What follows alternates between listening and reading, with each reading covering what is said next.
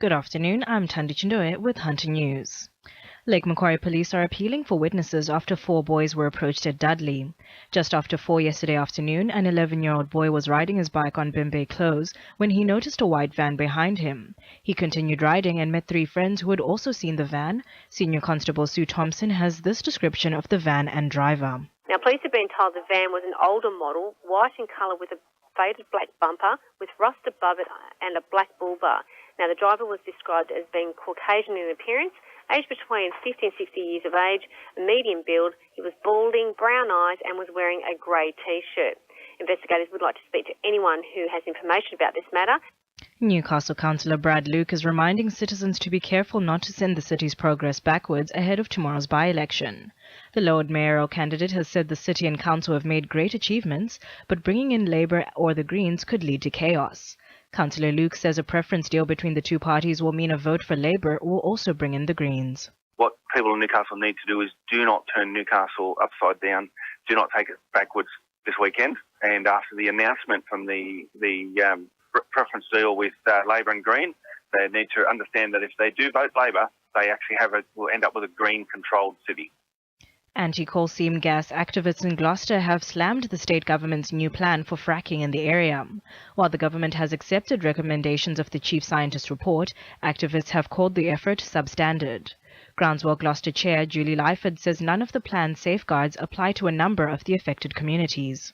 There is none of the protections that are recommended within that gas plan for our residents, for our water supply, for our catchment and for our land. We're deeply disappointed and devastated really that once again, for some reason, they are not willing to apply any of the safeguards.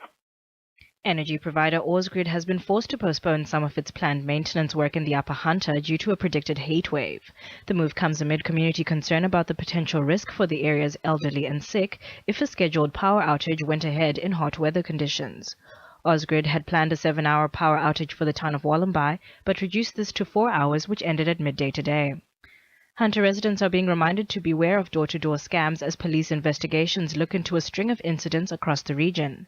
According to police, a man wearing a Hunter water shirt has been targeting homes and asking for immediate payment of water bills.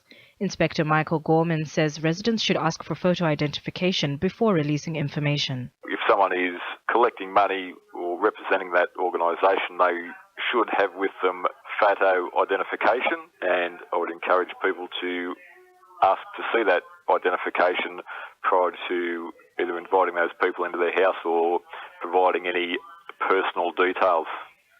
Updating sport. The Newcastle Jets will be counting on the support of a home crowd when they face Brisbane Roar tonight.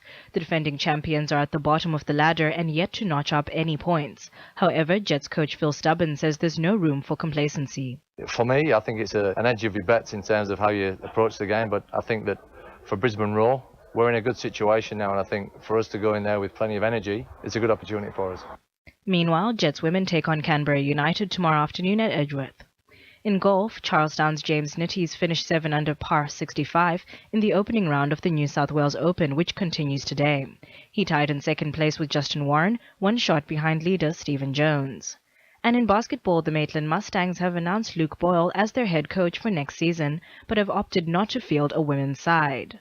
2NURFM News Time is 12:05.